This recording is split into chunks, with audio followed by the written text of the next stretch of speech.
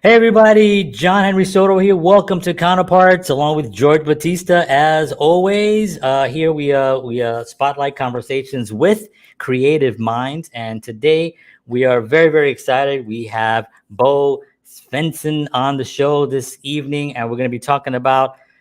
He is a producer, a filmmaker, an actor, or an author. He's an incredible person. We're going to have a great conversation today. So please come on back, hang out, and we're going to have a great time. So please.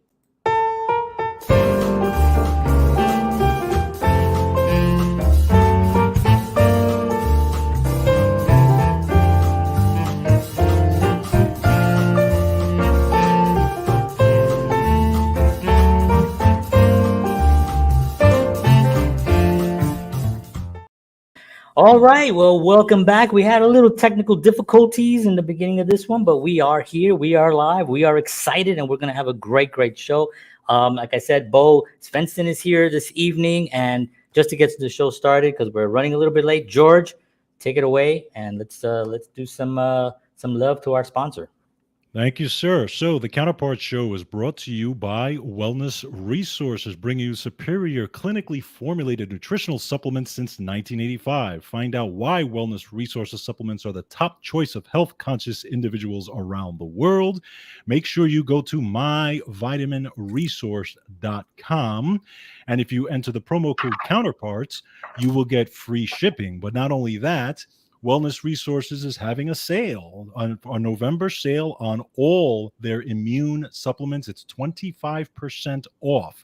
So you get 25% off their immune supplements plus the free shipping with the Counterparts call. So just make sure you check it out. Again, myvitaminresource.com. All right. Let's talk a little bit about our guest today. We have Mr. Bo Svensson is on with us. And Bo is a Swedish-American actor, producer, published author, and award-winning screenwriter, known for his roles in American genres in the 1970s and 80s. Throughout his career, he has worked with over 100 Academy Award winners and or nominees. He has appeared in countless films and TV shows such as Magnum P.I., Walking Tall, Murder, She Wrote, and JAG, just to name a few. The list is endless, by the way. His list of awards include the Screen Actors Guild Award for Outstanding Performance by a Cast for Inglourious Bastards, the Italian Institute of Art Award of Merit, and the Lifetime Achievement Awards from Action on Film. He is also a published author. His novel, A Dream of America, is on Amazon's list of preferred reads. He was chairman and CEO of Motion Picture Group of America from 1985 to 2005 and serves on the Screen Actors Guild Motion Picture Nominating Committee. And that's just a small little sample size of his biography. He's done so much. So, ladies and gentlemen, without further ado, let's welcome Mr. Bo Svensson. All right, and hello there, sir. There he is. Hello. So we had a little technical, but we're fine. We can hear you. Your voice is going right through my microphone, so our audience can hear you clearly. So it's going to be fine. Can you hear us? I can hear you fine. Now, beautiful. if you guys can hear me clearly, that's a problem. It's gonna be a long night. Is that what you're saying? I kind of would prefer that you guessed what I was saying. Maybe that way you would give me the benefit of the doubt. We'll do our best, but I'm sure we're going to have a great conversation. First of all, we want to just thank you for taking the time to be with us. This is really an honor for us. We've seen your work for so many years. And that's my invoice. I sent it to accounting. They're taking care of that. Oh, yeah, right. Yeah, right. Okay. Yeah. But I want to thank you so much for taking the time to be here, because it's been a great honor for this opportunity to talk to you. A big person.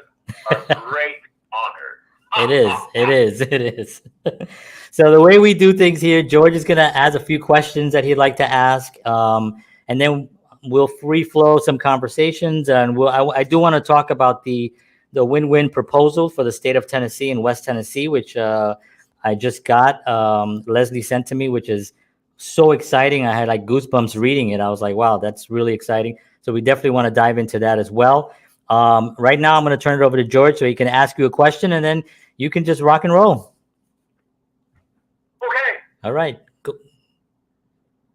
George, I can't hear you. Because I'm muted. Okay. Yeah. Oh. Can you hear me? I can. Now I can. Okay, great. Sorry about that. All right. So first of all, again, thank you for being on. Your body of work has been tremendous. I've seen you in so many different things. So My body? yeah, your body, tremendous body, tremendous body. Tremendous. Absolutely. So talk about. I'm so sorry to be irreverent. That's how I am. Yesterday, I did 2,000 crunches What? in 13 minutes Holy. with a 40-pound resistance. Oh my gosh, that is I don't awesome. think I've done 2,000 crunches in my life. That's amazing. Wow. So yeah. So the body thing is actually correct then. Yeah, exactly. The body of So talk a little bit about your acting. What is the art of acting? What is it about, acting in general that really drives you for so many years? Well, the money. Well, I'm sure that does too. Right. Well, actually, the art of acting, first off, it's important to take into consideration to remember, art is a word that consists of the first three letters of the word artificial. The greater the art, the less noticeable the artificiality. So the greatest actors are those human beings who have the courage to be themselves within the given circumstances. Now, you also have to be fairly smart to know what are the given circumstances, because the better the material, the more complicated are the characters and the situations. So we're dealing with subtext. For that reason, I believe that the great actors are also really smart people, courageous and smart people. You can't learn this stuff. Right. You really cannot learn it. Yeah. And which brings in another factor. Artists, whether we are painters, whatever we are driven to have others appreciate us for the persons we know ourselves to be. Then, when you get that recognition, adulation, whatever you want to call it, that is a freeing experience. Because then it's like things are okay. People get who I am, no bullshit, nothing superficial, no public relations people or people running interference or people explaining who you really are. It's right. Right. So one of the interesting things is that what I've noticed from actors also is, and directors and people in that, well, mainly actors, they're very, very aware of the human condition and can sense, almost like they have this innate ability to feel a situation. The really great actors, they really understand human condition and how to explain, how to actually manifest that. Right. Well, I feel really that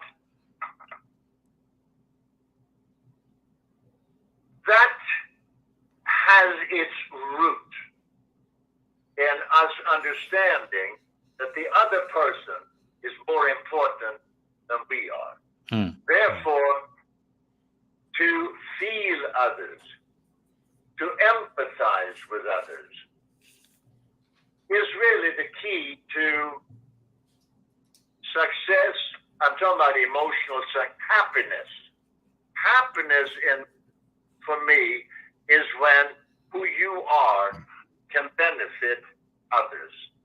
Right. And when you feel that synonymity, when you feel that connection, then it's like a dance. It's a feel-good dance. A little of me, a little of you, or a little of me, a lot of you. Yeah. And, oh, it's wonderful. Yeah. It is magnificent. So that is really, for my money, what the arts provide the artist an opportunity to touch the souls of others. How magnificent is that? It's incredible. Take Van Gogh. Here's a man awfully unhappy because of circumstances or his mental illness or whatever, and he painted, and he was destitute. He didn't have a dime or a guilt, as was the case in Holland. But he knew that others were touched by what he did. And how wonderful is that? And but we can go into other areas. Take a great carpenter who can take a piece of wood or two or three or four or five and put it together, and so that others go, wow, I like that. Right. Or a car mechanic. And there's an inequity here. When did we last ask a carpenter or a plumber or a car mechanic for their autograph? Right. Why don't we do that? Right. Because they're not on the screen. Right. Well, big deal. Big deal. So a great injustice in life really is we fail to let others know how much we appreciate their humanity because they're not on the screen. Right. Or they're not on stage. Yeah. So can you imagine if we were to truly appreciate fellow man more than we actually do? It would be a feel-good for everyone. Right. Benefit everyone. Society would thrive. We would have much less of this racial inequity and strife and what have you, you know. There's a wonderful feeling when we lift fellow man. But so much of bigotry and racism, it's all about pushing fellow man down. Right. How often don't we as men, well, I don't do it, but so many of us men, we believe by pushing a woman down, we elevate ourselves. Right. How wrong It's is just that? horrible. Anyhow, that's enough small talk. Sorry. Yes. No, we love it. Very insightful. And, it's the art that we do is always for others. I mean, the art, any artist that thinks that the art that they're creating is just for themselves loses the joy of it, because the whole point is when you see their eyes light up. George and I are musicians, so we played in bands together and recorded and all that. And when you're performing in front of people, it's such a joy, and I'm a filmmaker as well. And I remember sitting at the back of a theater watching one of my films, and the laugh came right where I intended it for it to come. And the joy that I felt because it landed and everyone laughed I love to see everyone actually having a good time. That really is part of the whole reason why we're artists, why we live. I love it. Yeah, absolutely. And it's also, and the same thing as what you were saying about touching other people. Because again, as we're musicians, when I'm driving. I can barely hear you, dude. Oh, go ahead.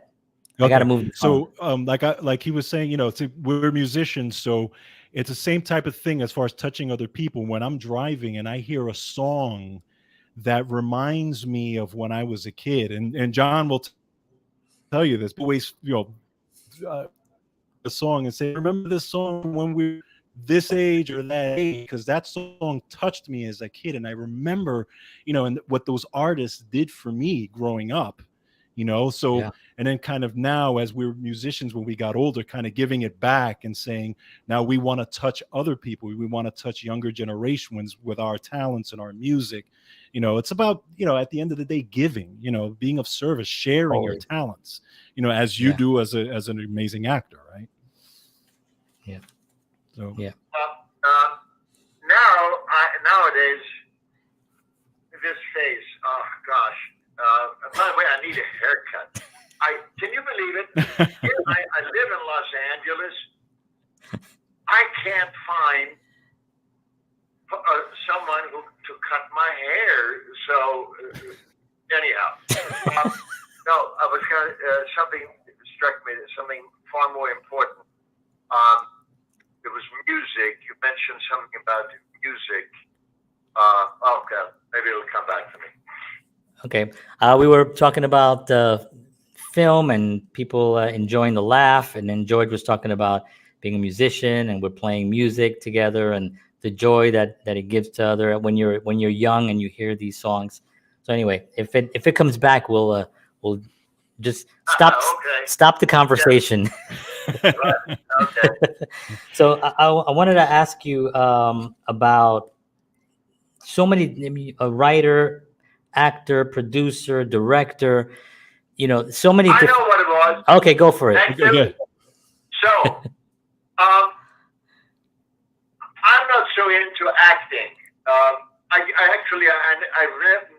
don't know that I ever really was.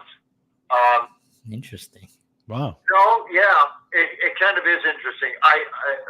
When I was at UCLA, my mentor, Dr. Van Dragen, he had 4 PhDs. And wow. I remember, that's my cat. Let's just think about it. So Dr. Van Dragen and we were working on the screenplay for Frankenstein. I did something of Mary Shelley's the original Frankenstein, and I portrayed the creature. And so we're talking, and Dr. Frankenstein, we talked about, okay, what's this really about? And we discovered loneliness. The creature was lonely. The creature wanted someone to care for him or it, Yeah. And so I remember and then I did, right after that, I was picked to replace Paul Newman in The Great Walter Pepper, to co-star with Robert Redford. And then I used the essence of what I had learned from Dr. Van Dragen. When I felt that screenplay, my character and the dynamics and what have you, and I discovered, whoa, the writing is far more important than the acting.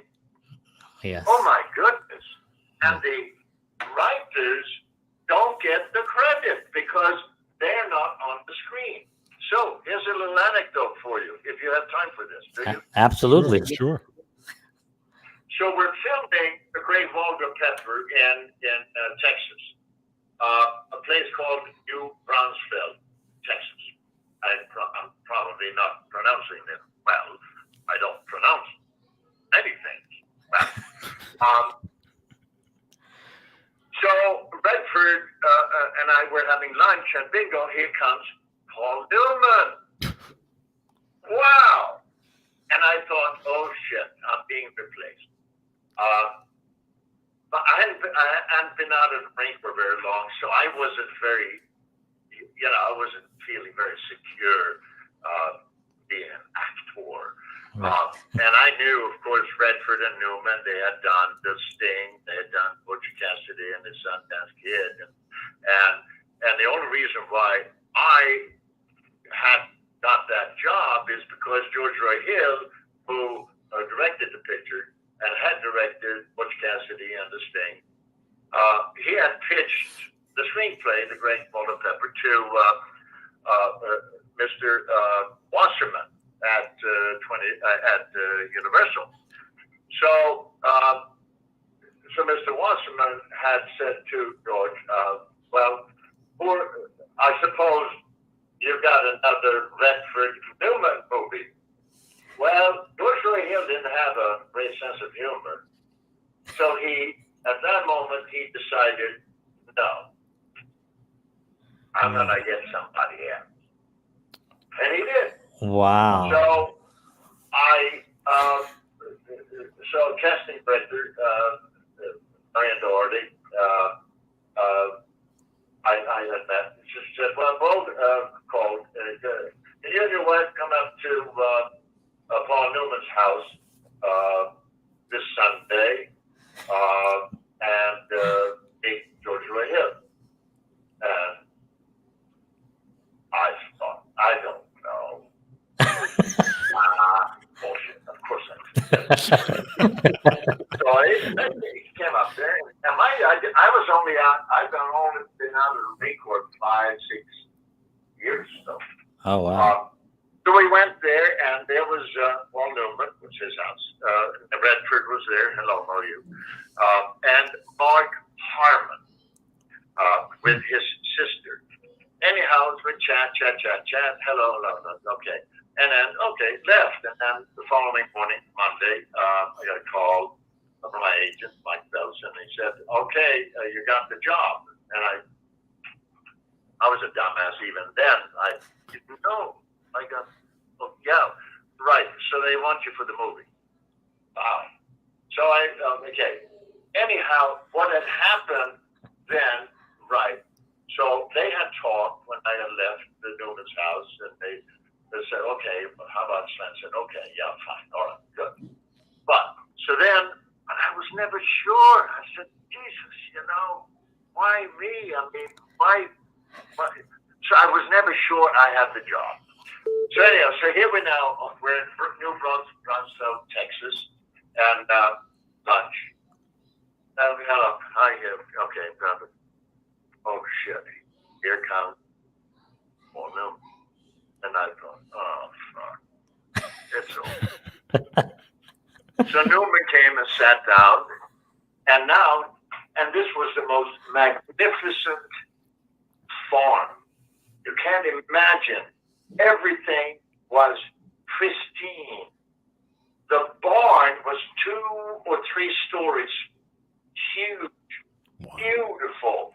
And the guy whose place it was a German immigrant who had arrived in America at 17, 18, 19, or whatever, right?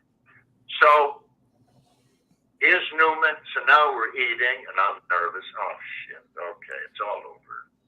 Where's my agent? I'm fired. So then here comes the owner's daughter, 15, 16, 17. And she comes and says, Newman, can I have your autograph? And he said, why? Oh, well, so Newman, I mean, you're a movie star. And Paul Newman, he said, have you asked your father for his autograph? No, he's oh, really? Look what your father has accomplished. Wow. Look what he has built. Look at this magnificent place. He came here with nothing. And look what he has created. And look what he is giving you. And you have the nerve to ask me for my autograph. Have you ever asked your father for his? And she said, no. So Newman said, well, you go ahead and ask him for his. And then come back. And you may ask me for mine. Wow. I thought, as it turned out, I wasn't fired from the movie. But anyhow, so it is, for me, so amazing that I had a shitty childhood, awful childhood. So, because of the people I have met in life, I have experienced humanity at its very best as well as its very worst. I mean, worst. I met Pablo Escobar in Colombia. Whoa. I met Radovan Karadzic and Slobodan Milosevic, the two heinous people who created the civil war in what was Yugoslavia. Wow. So I've met some magnificent people in this business and some truly awful ones. And I am so grateful today to understand I am not important. What is important is what can I do for others? Right. Wow. It's an all talk. Where were we? Wow. We were talking. Oh, that's awesome. That's what a story. So I unbelievable. love the way he just says, Paul Newman and Robert Oh, my Redford. So It's pretty amazing. funny. Well, what I was gonna ask, and you remembered that story, which I'm so grateful that you remembered that. What I was gonna ask was, a writer, actor, producer, director, and you mentioned that maybe you weren't that much interested in acting. Which one of those, the other three that are left over, would you pick if you could only do one? Oh, that's all I do. I write, man. Right. Wow, okay. And that creates a dilemma for me because I feel all of us, we deserve, when we go to a movie or even watch television or a commercial for that matter, any time any one of us takes someone else's time, we owe it to that person to give that person something of value. It can be no matter how tiny, how a fraction of something. Right. So when I watch television today, man, and movies for that matter, I am so aware of the fact that what I am watching, this stuff here, is there strictly to sell soap or whatever. And we can do better than that. Yes. So, which is why I'm so. There are the great classic films, and even some of the filmmakers today are truly outstanding. They're fabulous. But let me give an example. One of the greatest creative entities I have worked with is Tarantino. And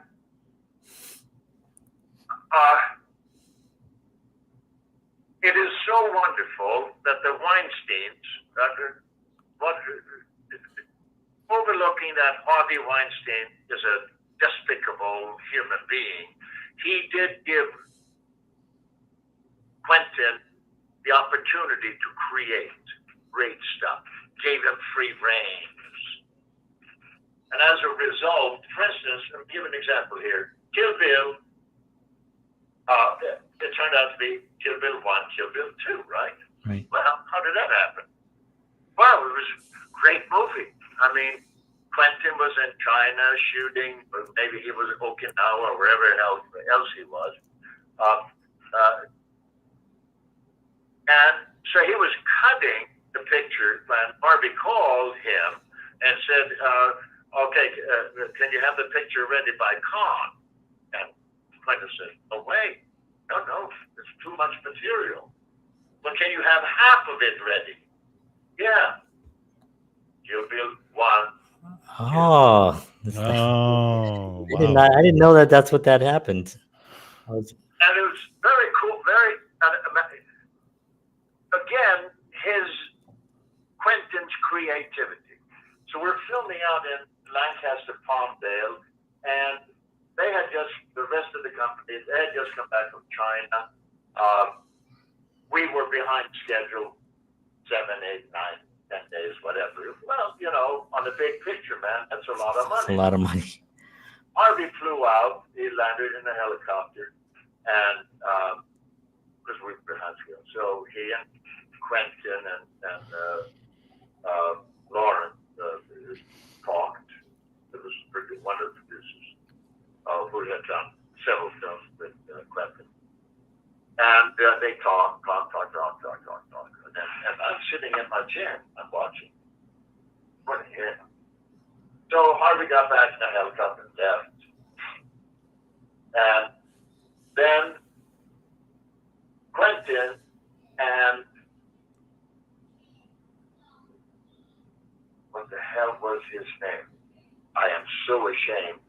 Clark.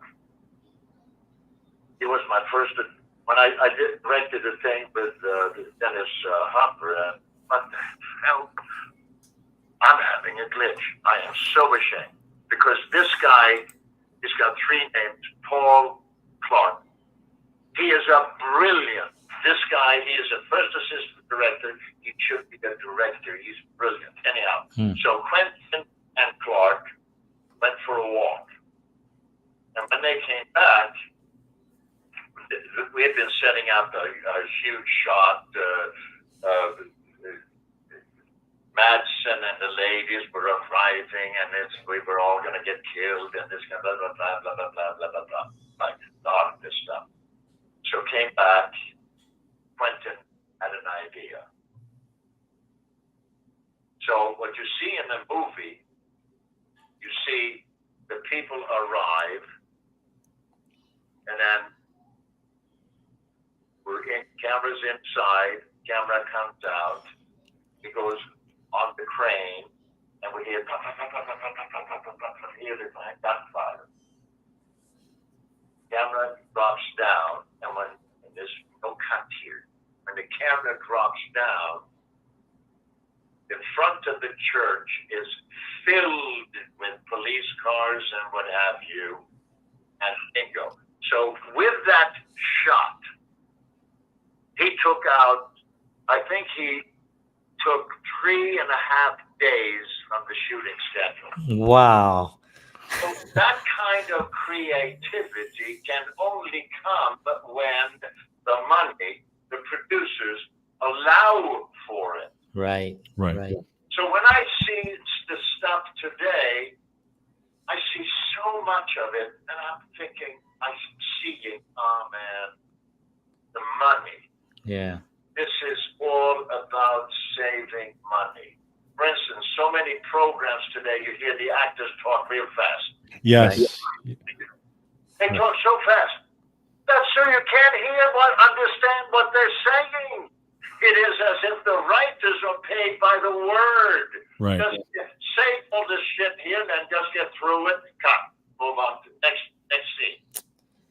Instead of having material be about something that has universal relevance.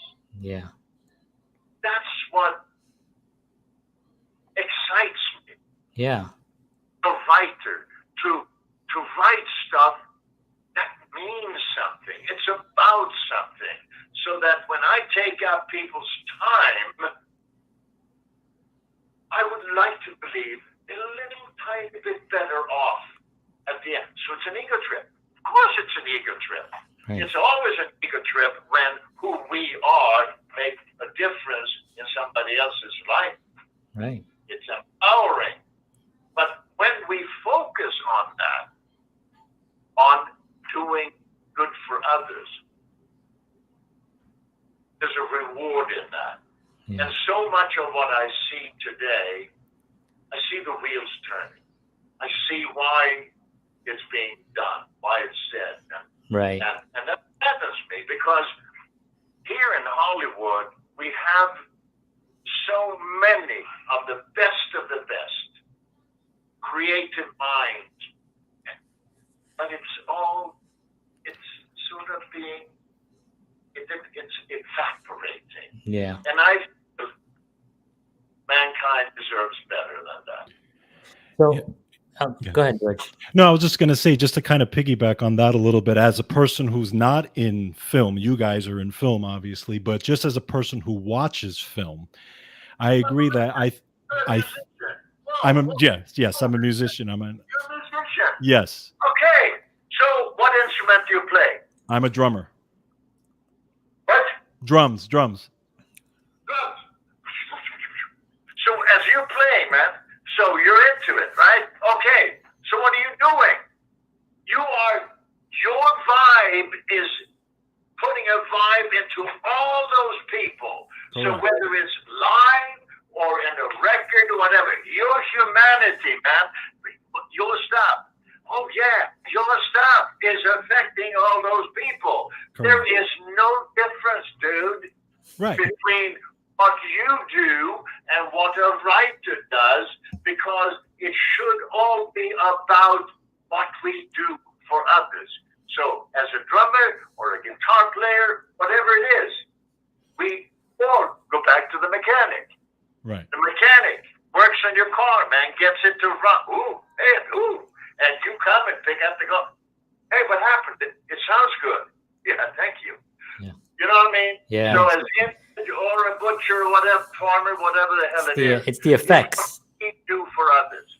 Sorry. Absolutely. No, I was going to say, no, and you're absolutely right. It's the effect that you know, it's the effect that we have on the person that we're serving and that's listening to us and whatever it is.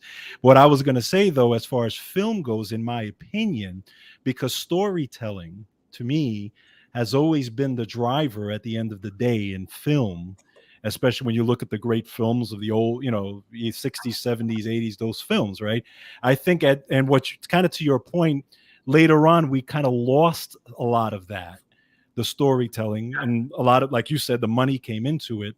But to me, at the end of the day, and this is one of the reasons why the film industry for me kind of lost me in the last few years, because there was less storytelling, good storytelling, and more of just a big box office, you smash them up type of thing. So, and I think also maybe that's one of the reasons why the independent films have done so well, because they're focused more on the storytelling, like films that you guys have done and that type of stuff. So, but I think, do you think that storytelling is going to make more of a comeback as time comes along? You know what? With so much of the world today is driven by economy. Yeah. And we have empowered so many who control the economy or affect the economy. So, man, what's his name? Mr. Tesla. Elon. Yeah. I mean, he's today one of the world's, probably the world's richest man after Putin. But look what Elon Musk is not a nice guy. I don't get good vibes from him. And I don't get good vibes from a lot of people in power, whether it's Mitch McConnell or the guy from, in other words, it's sad that we have far too many people in power who are not nice people. Right. And somehow, because they are in power, those seeking more power, because it's a natural thing for man, we want to become more and more powerful. And how do we become more powerful? Well, we get more wives, or we get more money, or whatever it is, right? So the quest for power, unfortunately, dilutes so much feel good. Mm-hmm. If we take Putin, the Russian people, enormously creative. Look at all the great stuff that came out of Russia, out of the Eastern Europe. So much great art, music, and above whoever it is. And at the top of all of that today is a heinous human being, Putin. So when that is sad, look at what happened here in America. Yeah. No, don't mention no names, but we've had leaders here who don't generate feel-good. To the contrary, they are empowered by generating feel-bad. Right. Right. Discourse, anger, hate. Yeah. So back to we who are in the arts. You're a drummer, and what instrument do you play, man? I play guitar. Alrighty. So, but you see, look at that, and we do this, right? Mm-hmm. We mimic what we do. Right. I mimic what I do. Right. Right. So we are hands-on. Yeah. Physically hands-on. And what a joy, what a release, that is so amazing. I mean, it's so amazing. Yeah. Those of us who work with our hands, writers, musicians, cooks, Mm-hmm. you know, Right. Yeah. we can unleash our humanity in what we do. Be careful of those who don't work with their hands. Somehow, if you look at the world's leaders today, the most powerful people in the world, do they work with their hands? Did they ever work? The dude in China, the dude in North Korea, Right. of our dudes here in America, Elon. You know, so I feel very strongly, obviously, those of us in society who work with our hands, we are so blessed. Yeah. Yeah. Because then when we work with our hands, we do things for others. Right. Super cool. So I wanted to actually ask you a little, because we're living in a time when filmmakers can make films a lot easier. Just the technical parts of it have become easier. But somewhere along the line, the creative writing part didn't come along. So now we have a lot of filmmakers that just don't really they don't focus so much on the classics. And when you mentioned Quentin, I just saw a documentary with him, and he is one of the most knowledgeable human beings on film that I've ever heard speak. I mean, he knows so much about film. It's scary, actually. And he was talking about the spaghetti westerns and his films. How can we educate younger screenwriters to be able to understand the importance of not only telling a good story, but also using the tools, the actors, and the locations in a cohesive way where we can actually tell these beautiful stories that have been told in the last 60, 70, 80 years? Well, first off, I find the word educate scary. It is frightening. Because when you educate someone, you are imposing on that individual right. Concepts, knowledge. Right. Maybe make aware. But I was going to get a Ph.D. in metaphysics, and so at UCLA, so there was a curriculum. I had to study. I said, no. Frankly, I do not wish to study Freud or Selma Moss, scientists and various fields, even in bacteriology, immunology. I said, I don't want, because, and then I made this point with the board, very smart people at the faculty, they're sitting around. All right, well, here we have another. Oh, he's a former military, and now he's a rebel. He's going to tell us what to do.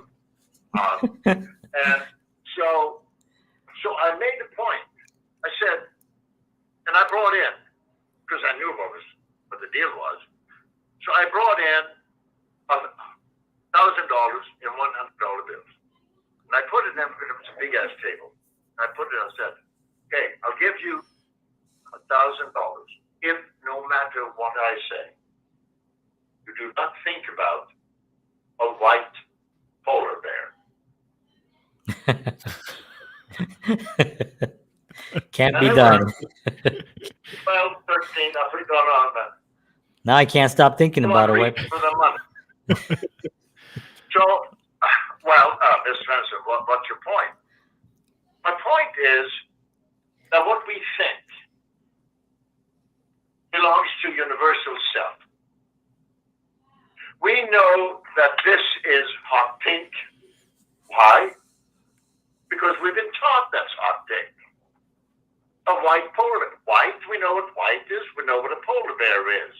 Therefore, soon as we hear a word or see a word, it triggers a response in our computers called brains. Well, the more you get from out there that goes into your brain, the more you are diluted. Your individual capacity, your potential as an individual is diminished because now sameness enters into your being. Right. And conformity. So, in order to get an A in a class, and it's very important, you got to have a whole bunch of A's or you can't get into college. I'm done with high school now. And what do you need to do to get the, you have to conform. Right. Oh, yeah, so you got to take all this knowledge, that pre-existing knowledge, and now you take that and now conform, and the better you know what pre-existing knowledge, the better grade you get. Right. What happens to your individuality? What happens to those who actually have a certain idea? Right. I mean, Copernicus, Galileo, the great scientists, were they forced to study so and so and so and so? Yeah. No. So individuality should be promoted. So now, and you asked me about filmmakers, blah, blah, blah, blah. So, who's to say what's good or what's bad? Only our thinking makes it so. What's right? What's wrong? What's wrong in Tehran, chances are, is right in New York, right? So right or wrong, good or bad, these are concepts that we should really get rid of. Instead, we should embrace, I feel, what feels good. So you watch a movie, if you get it, and if the filmmaker, this goes back to the premise. When creativity is allowed to flourish, wow, mankind is so much better off. Now, in the case of Quentin, the dude, man, he watched, he read, he soaked it in. Yeah. But he didn't conform really to any of that. Instead, he took all that stuff and made it his own. Right. So even Once Upon a Time in Hollywood, okay, so he used pieces from, that's hence the title. Right. That's creative. Right. That was pretty creative. Bingo, that was that. So, right. So, I do feel, yeah, man. So, if you can, when it comes to filmmaking, we should applaud those who cause us to feel. Yeah. Not admire. So I want whether it's emotion, happiness, laugh, whatever it is.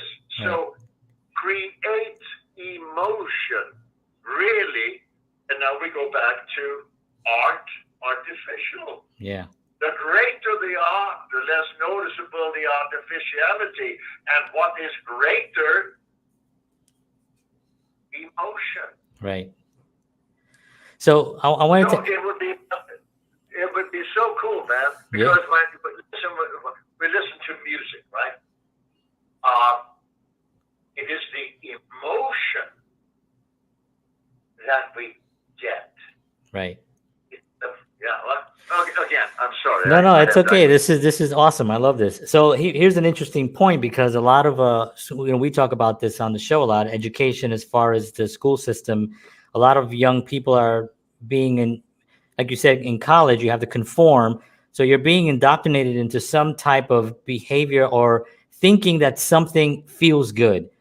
How do we know they're not being educated to look at something that feels good that really, in actuality, is them conforming to something?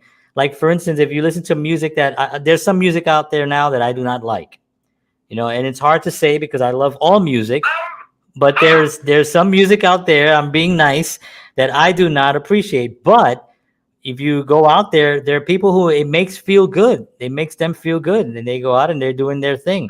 That's the part of it that concerns me a little bit. Well, it shouldn't concern you, man. Just accept it. There's something, life has something for everyone. Some people fall in love with a ripe cantaloupe and do whatever with it. So we should, I really truly feel that. I don't even know what that means. As long as, that's it. I don't know what it means, but it makes total sense. Yeah, right. Right. So anyhow, back to this with at the heart of everything really is heart, emotion, feel good. Yeah. Right. So as long as we embrace and encourage feel good. Yeah. So when I write, man, I want to be honest with what happens, and sometimes I write, then I look and say, ooh, where did that come from? Oh, yeah. Because it wasn't designed. It just, whoa, man, happened. Whoa. Yeah. That is, so I thank whomever. Yeah. But that goes back to, you see, living in America. I was born in Sweden. It is such a conformist society. It is, so the top is taken away. You don't think you're special. You're shit like the rest of us. And so this is society. If I had stayed there, I would never have enjoyed the bliss of being allowed to be myself. I'm married to the same lady for 56 years. Wow. And she never, I'm sure many times she thought, let's get rid of him. But it didn't happen. I am so grateful today to have my family, to be afforded the opportunity to sit in my little office and write stuff, meet guys like you, and perhaps if any of what I have shared with you is worthwhile, maybe it'll inspire others to be as weird as I am. And that's cool, man. Awesome. That would be, because then the time we spend together, as long as some of that benefits others, super cool. Love it. So we're approaching 55 minutes here. It's been amazing. I actually, before you haven't hung up on me. I know. Never. I do want to ask you a little bit about this proposal, that I would send, the win-win proposal for the state of Tennessee and West Tennessee. Could you elaborate a little bit on that and talk a little bit about that? Because I read it. I printed it out, actually, which is something I don't normally do, but I thought this was important to print out and really go through, because it's very exciting. I live here in Tennessee, and I just had a film that was in the the Nashville Independent Film Festival, which was a semifinalist. So I was excited about that. So I'm very invested in where I am right now. I have a wife, 2 kids. So this was awesome. So can you talk a little bit about that? Well, okay. So in a nutshell, it goes back to some of what we've already talked about, Right. which is feel good. Right. Feel good in life. So it's my understanding that there's a great deal of methamphetamine abuse Right. in Tennessee. And someone has told me that Tennessee's economy is not great, especially not in West Tennessee. So I did 2 films there, and I was recently there on some event they flew me in.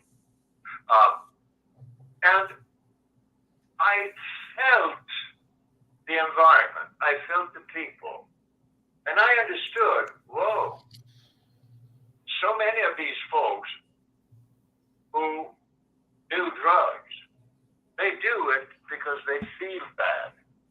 And when you feel bad, when you can't pay the rent, you can't buy the kids what you know they would make them happy, and when there's all that strife, but if you for $5 or $8 can get a high that lasts, I don't know, I've never done drugs, so I don't know, but I understand that you do methamphetamine and wow, man, whee, this is wow, heaven. Okay, but then we, as a society, as a government of Tennessee, let me give an example. Tennessee is a volunteer state. Right. Why is it called a volunteer state? Because Tennessee sends more people to the U.S. Armed Forces than any other state. Now, why is that? If you were truly groovy and happy at home, man, would you join the Army? Right. No, you wouldn't.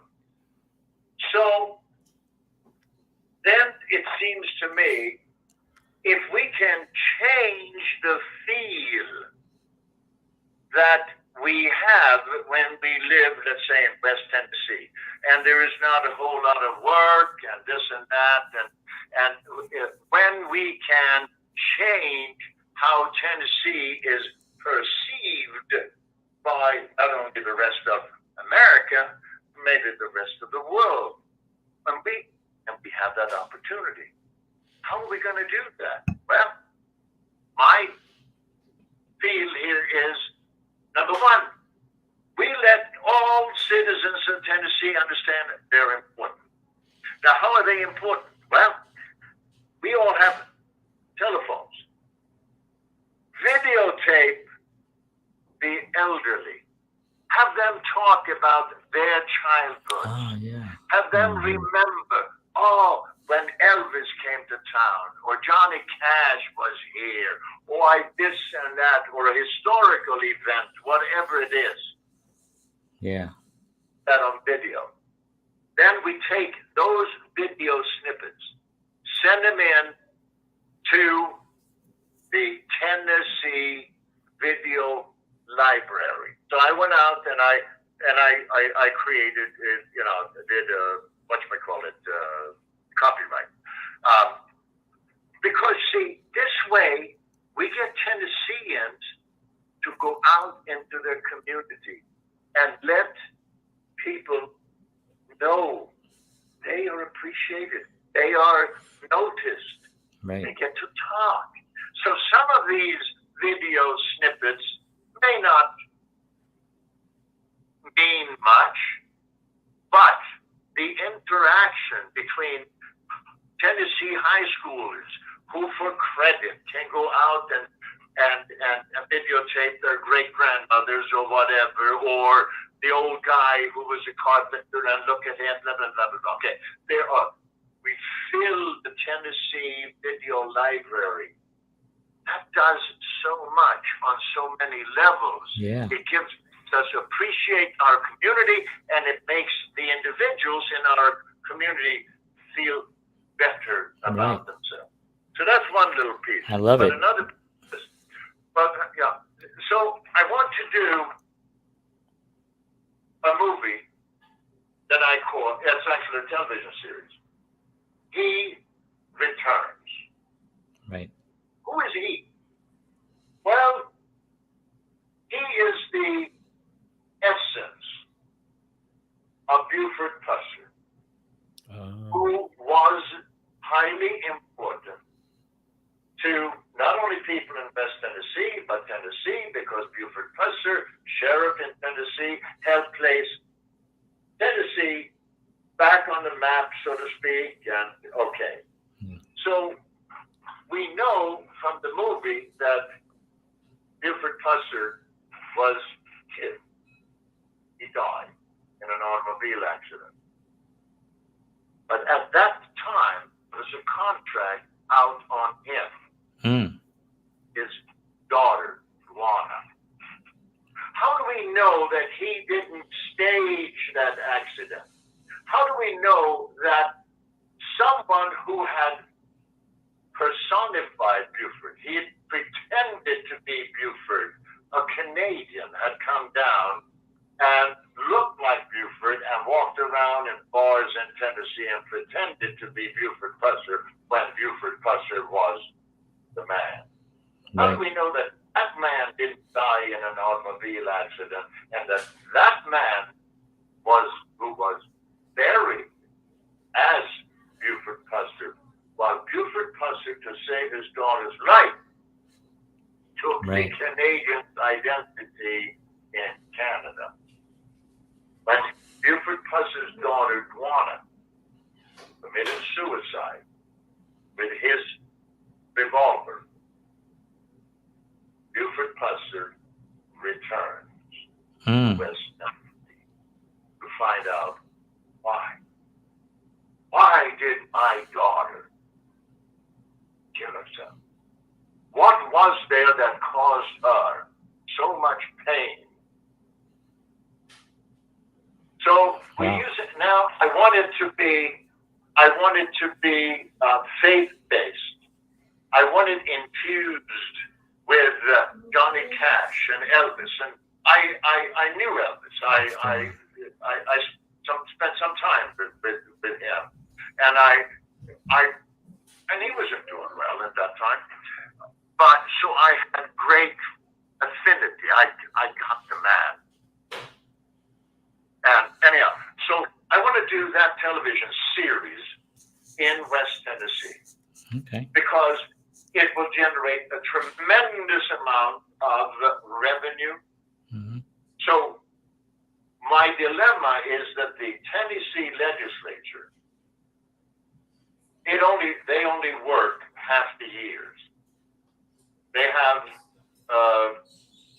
private sector jobs the rest of the half year and all of that, and politics and what have you.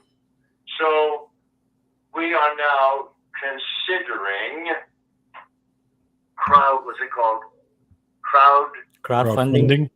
What is it called, Lisa? Crowdfunding. Thank you. What? Where are you going up? Oh, my wife is leaving me. Oh no! Whoa. After 50 years. To grandson's concert. Oh, okay. Anyhow, so we have really good stuff in mind for Tennessee, and right. Have I overstayed my welcome? No, not at all. I mean, we could go on, and we'd love to have you back again. This is a conversation that George and I are constantly having. It's an ongoing conversation that we'd love to continue with you at some point. If you would want to come back, obviously. But this has been such a thrill for us to hear you and to hear your stories and your impact, and to hear the work that you're doing here in Tennessee is also exciting. I'm here, so whatever you need from me, definitely you can count me in to help you any way I can. You're very gracious, and you guys are you're magnificent listeners, which tells me that you are magnificent people. So I appreciate very much that you let me feel comfortable enough to share who I am, what I am, with you guys. Thank you so much. It's Absolutely. been an honor. Thank you. We appreciate you very, very much. And hang tight, because we're going to be coming right back. So give me 1 second, okay? Thank you, Bo. You want me to hang on? Yeah, just hang on 1 second. Oh, okay. All right. All right. Woo, Ooh. that was awesome. That's That some was stories awesome. in there, man. Wow. Man, I mean, Hung out with Elvis, hung out with that should be a series, you know. It's just an ongoing series. But I want to thank Bo for being on the show. I want to thank you all for watching. Thank you, George, as always. Just real quickly, next week is our final season finale of our show. It's November 22nd, so 7 p.m. Central, 8 p.m. Eastern Standard Time. Come on back. We're going to be talking to some of our old guests, anyone that wants to come on. We're going to have a lot of fun. So it's our last one, and then we have some great guests lined up for next year as well. And but you're not going to miss us, because on the month of December, we're going to actually do reruns. Is that what they call them? Do they still call them that? Reruns of all our episodes throughout the year. So you'll see us in December as well. And if you missed anything, you get to catch it there as well. I said as well about 10 times in this sentence. All right. Want to thank you all. George, I'll see you a wonderful night, and I'll see you all next week. And as always, peace.